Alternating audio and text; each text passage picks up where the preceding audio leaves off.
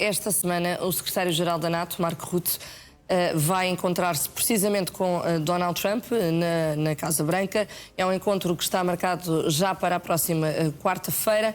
Quais é que são as expectativas para esse encontro, tendo em conta as críticas todas que já ouvimos de Donald Trump relativamente à NATO, ao tigre de papel, por exemplo? Mark Rutte vai tentar que Donald Trump modere o seu discurso em relação à NATO. Há aqui um dado diferente.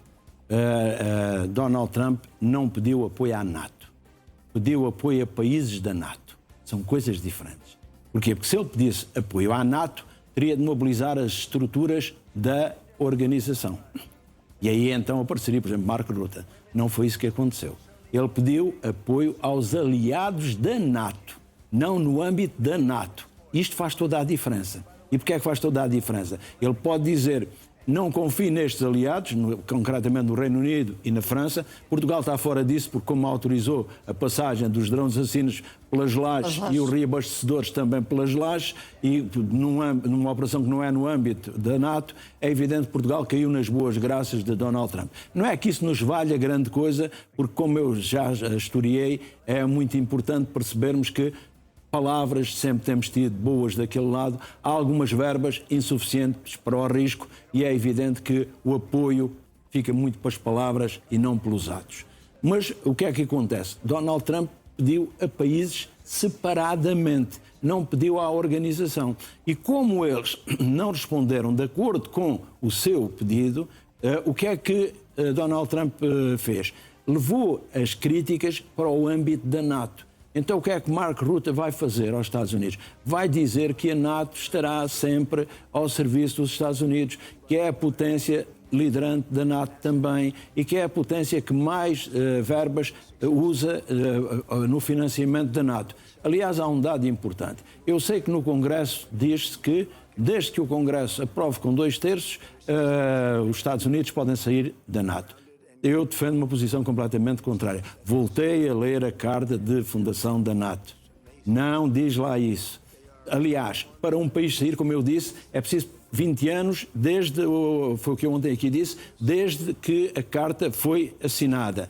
20 anos seria 1968, 1969.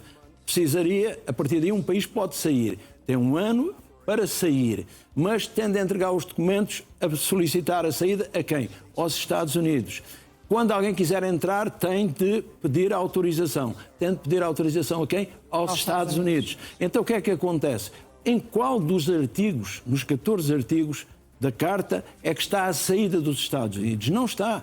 Não está lá nenhum. E porquê é que não está lá nenhum? Precisamente porque os Estados Unidos é o país promotor da Carta. É o país promotor da organização. Portanto, se os Estados Unidos podiam era dizer, bem, terminamos, acabamos, fechamos esta organização. Mas, repare, esta é uma organização que está lá explicada como é que se adere, como é que se pode sair e a partir de quando é que entra em vigência. Mas não está lá nada a explicar quando é que essa da organização pode ser dissolvida e por vontade de quem.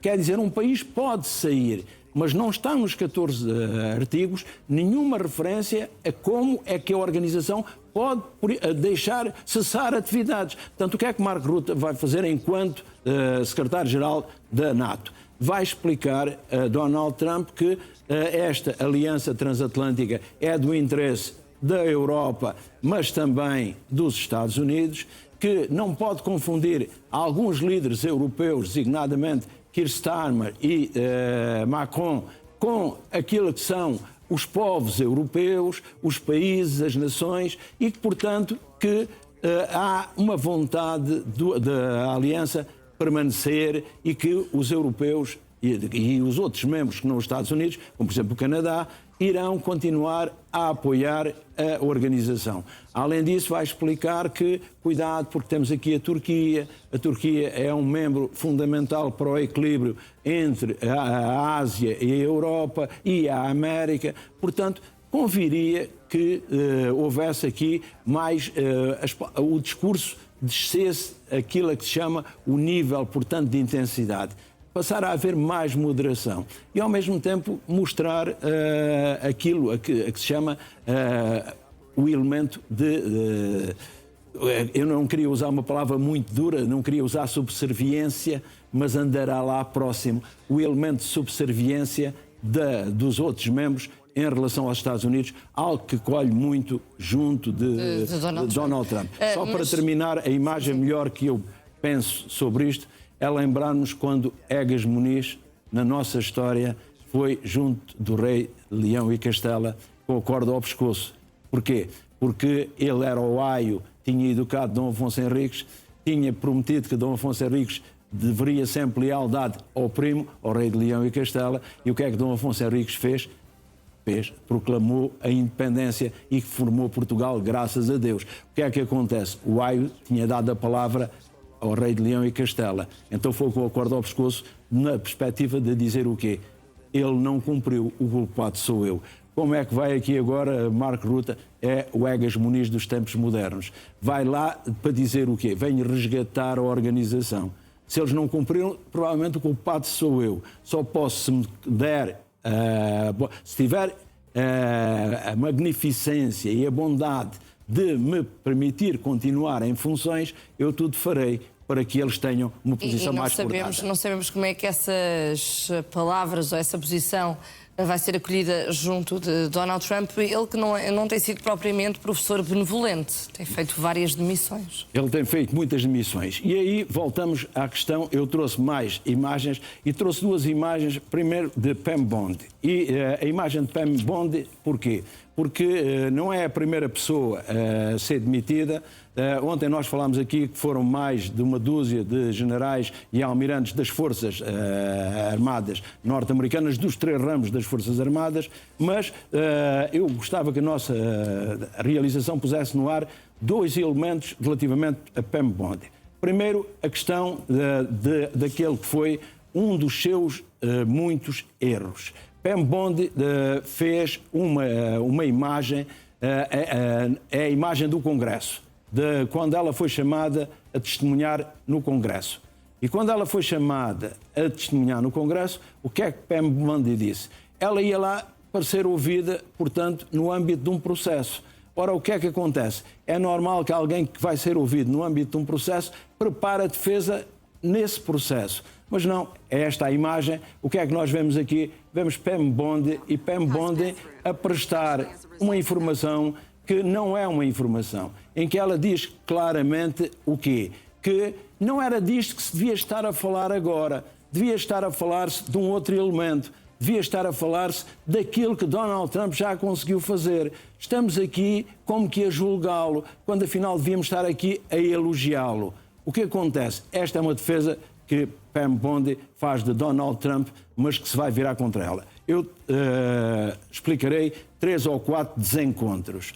A relação entre eles foi marcada por encontros e desencontros. Eu já explicarei alguns deles. Primeiro que tudo, nós temos de perceber que ela, antes de ser Procuradora-Geral, foi também Procuradora-Geral, mas na Flórida. E o que é que acontece?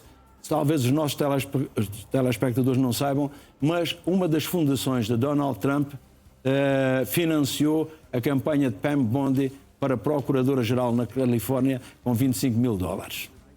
$25 mil. E ela foi eleita. Como é que ela pagou este favor? Pagou logo a seguir.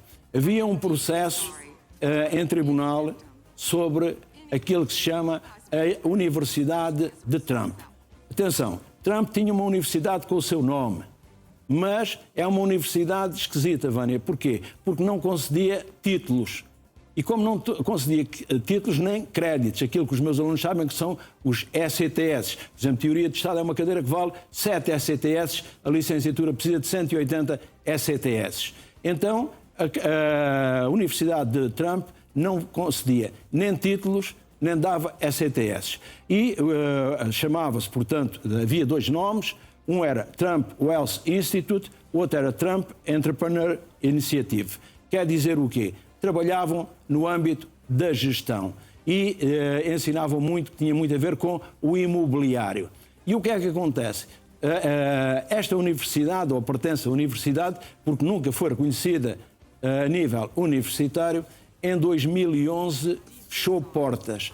Mas os alunos interpuseram processos contra esta instituição de Trump, dizendo que tinham sido enganados, que afinal pensavam que andavam numa universidade e não tinham andado nessa universidade, não tinham um título, não tinham um grau. O que é que acontece? Quem é que iria julgar este caso? Isto seria Pam Bondi, enquanto secretária, portanto, enquanto elemento-chave, procuradora-geral, mas na Flórida. E ela arquivou o processo. Arquivou o processo dizendo que não havia nada para julgar, que a Fundação tinha extinguido a universidade. Este é outro elemento-chave. Depois há um dado novo.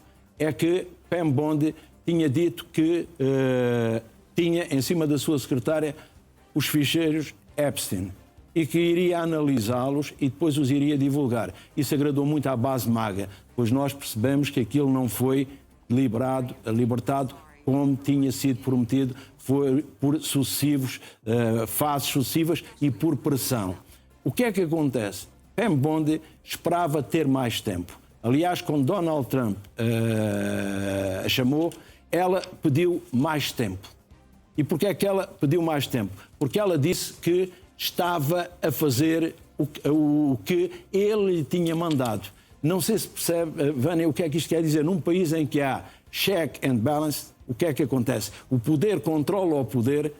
Temos uma procuradora-geral ao serviço de uma administração. E mesmo isso não lhe valeu para não ser saneada. Exatamente. Há aqui uma imagem muito importante que eu gostaria, que é uma mensagem de Donald Trump para Pam Bondi, que eu fiz chegar à nossa equipa para tentar perceber o quê? Como é que ele mostrava o seu desagrado pelo seu procedimento? Porque, como é que ele achava que ela não estava a fazer o que ele lhe tinha dito? Era porque ele tinha-lhe dito que, para além de lidar de outra forma com os ficheiros Epstein, teria de perseguir os inimigos dele. E os inimigos dele são uns inimigos que ele tinha encontrado ao longo do processo. Seriam, por exemplo, quem? Já vamos mostrar essa imagem. O James Comey, que é o ex-diretor do FBI, o Jerome Powell, que é o diretor da Reserva Federal, era o John Brennan, o ex-diretor da CIA, e a Leticia James, a procuradora-geral de Nova Iorque.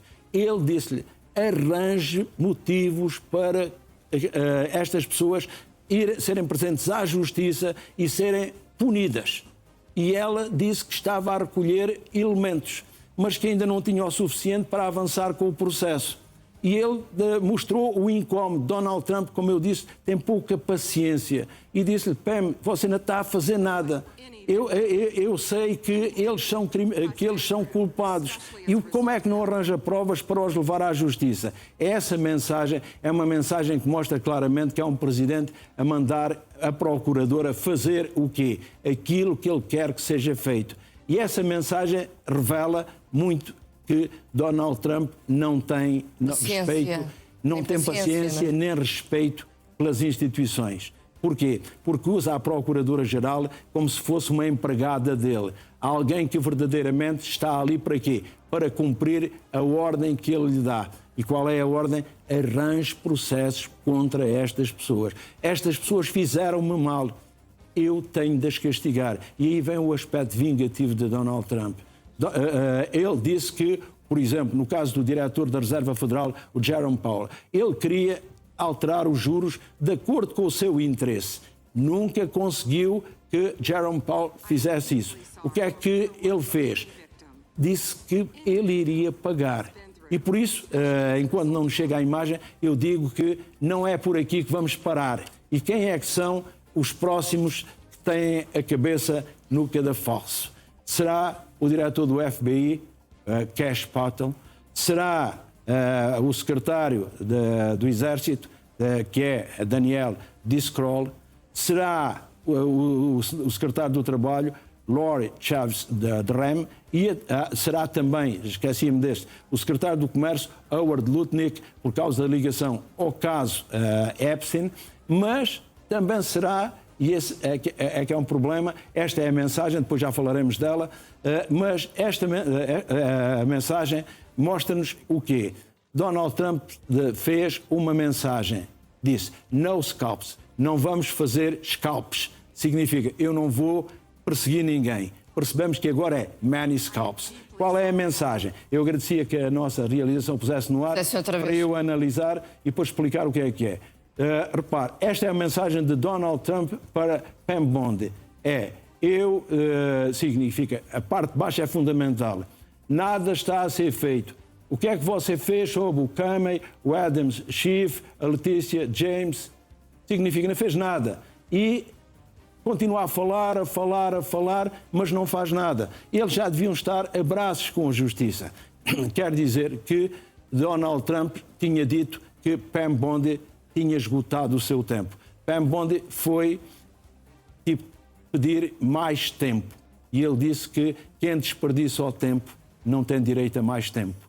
E então significa que vai elogiá-la, vai passá-la para a iniciativa privada, vai ser muito útil, apreciou muito o trabalho dela, mas já não é a pessoa que serve para aquele cargo. O que significa que para Donald Trump os funcionários de que ele se rodeou, as personalidades de que ele se rodeou, são como os medicamentos, têm prazo de validade.